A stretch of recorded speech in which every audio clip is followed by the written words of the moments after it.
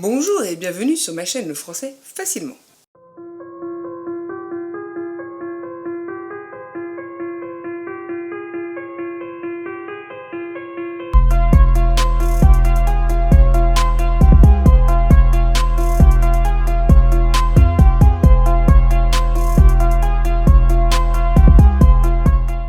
Aujourd'hui, nous allons parler du registre fantastique. Qu'on aime ou qu'on n'aime pas, c'est quand même un registre qui fait rêver.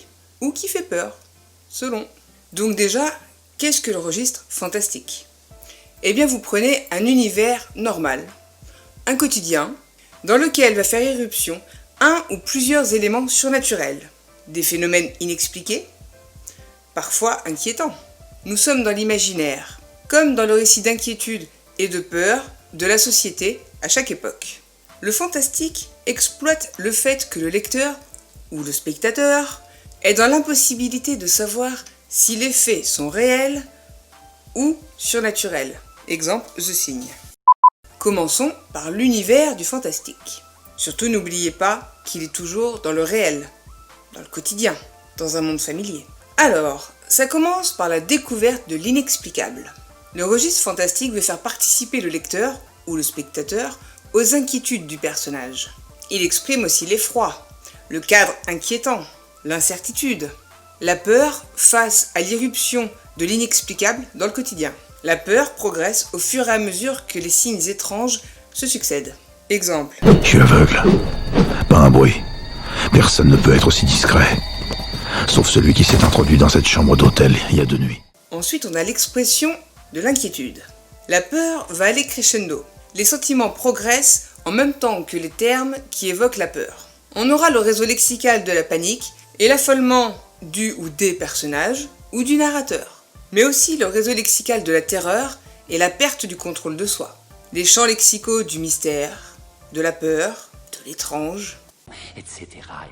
Les modalisateurs de l'incertitude, les phrases interrogatives et exclamatives, les ellipses, les métaphores, les personnifications et les comparaisons, un langage subjectif, une nuance dans les propos, comme ça a l'air d'être... Et enfin, l'expression de l'incrédulité du narrateur. Par exemple, je n'y croyais pas, mais... On peut trouver comme cadre des lieux abandonnés et sombres. Tout ça pour signifier l'inquiétude par association d'idées. Parce que ça va faire penser aux fantômes, aux malédictions, choses comme ça quoi. Ça peut être aussi en situant l'action la nuit, ou en automne avec le côté triste, ou en hiver avec le côté de mort du coup, ou encore de l'obscurité et du froid. On aura le lexique du rêve, on aura aussi le lexique du trouble, par exemple le délire, le rêve ou l'apparition, ou autre. Des images réelles ou sonores qui créent le doute et la peur. Exemple. Des longues descriptions, parfois centrées sur un détail important, ce qui va créer une fausse objectivité et qui du coup va tromper le lecteur ou le spectateur, puisqu'il n'a pas tous les éléments pour faire sa propre opinion. Ensuite, on aura le maintien de l'ambiguïté. Souvent, le registre fantastique n'affirme pas d'événements surnaturels. Il semble être dû à de simples circonstances. Du coup, pour le lecteur ou le spectateur, ils peuvent donc être simplement le fruit d'un rêve ou d'une hallucination. Exemple, Jean-Louis Bouquet. Mais ce ne sont pas les profondeurs du passé que reflète le miroir. C'est un gouffre intérieur, perpétuelle voie d'invasion des formes et des substances, et qui n'y peuvent atteindre que par la croulée de votre raison.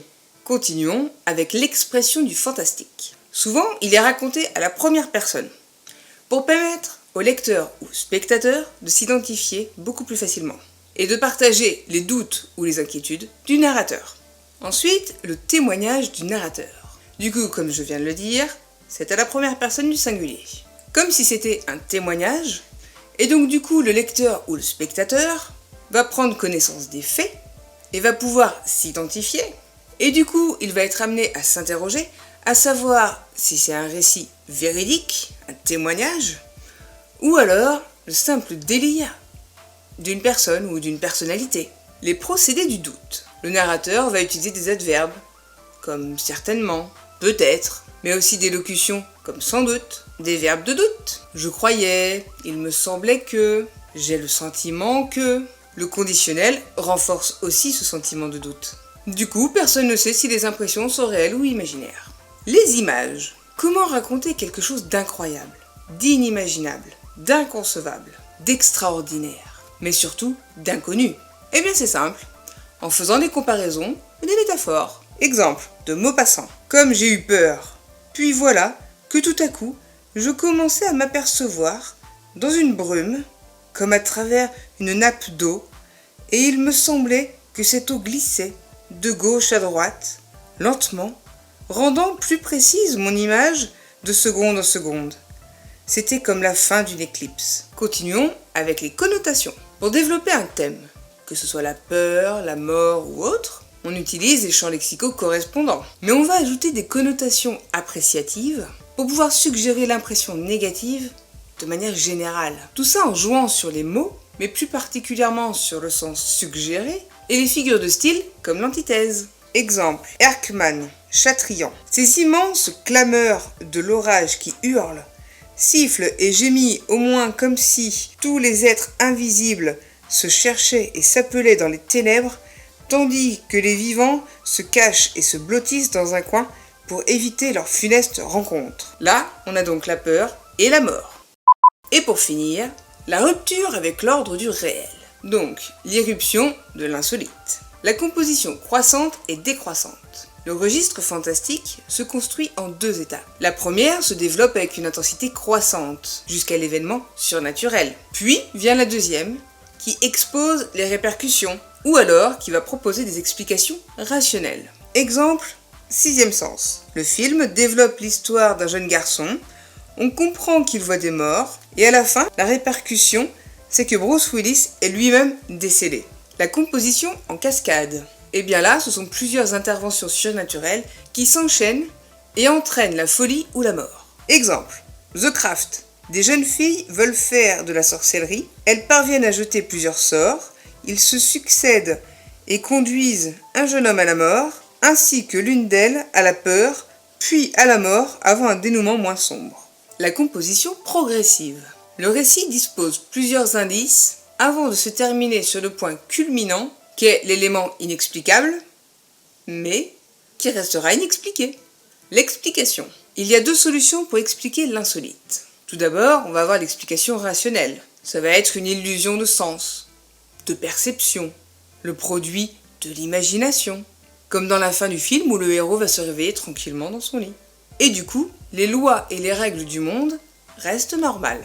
Et la deuxième explication, eh bien c'est l'absence d'explication. Débrouille-toi avec ça. Soit l'événement a bien eu lieu et il fait donc partie de la réalité.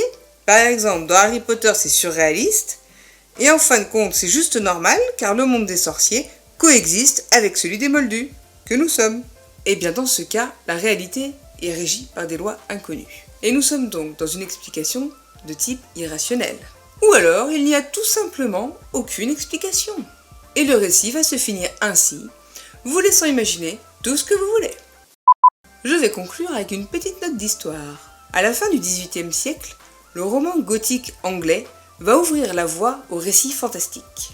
Dans les années 1830, le mouvement romantique adopte ces récits étranges. Le succès de Frankenstein de Mary Shelley est inconsidérable. On va alors parler du fantastique pour désigner la part d'ombre et de mystère du quotidien. Tout au long du XIXe siècle, Maupassant, Stevenson, Mérimée, Gautier et Nodier vont montrer des personnages qui vont aux frontières de l'inconnu, au risque de la mort ou de la désintégration. Les écrivains du XXe siècle restent dans les mêmes thèmes. On aura Jean Ray, Steinberg, Lovecraft et Bradbury. Voilà. N'oubliez pas, une œuvre n'est pas obligée d'être fantastique complètement. Elle peut très bien juste avoir un petit passage fantastique. Et n'hésitez pas, likez, partagez, activez la petite cloche. Abonnez-vous si ce n'est pas déjà fait. Bonne journée, à la prochaine.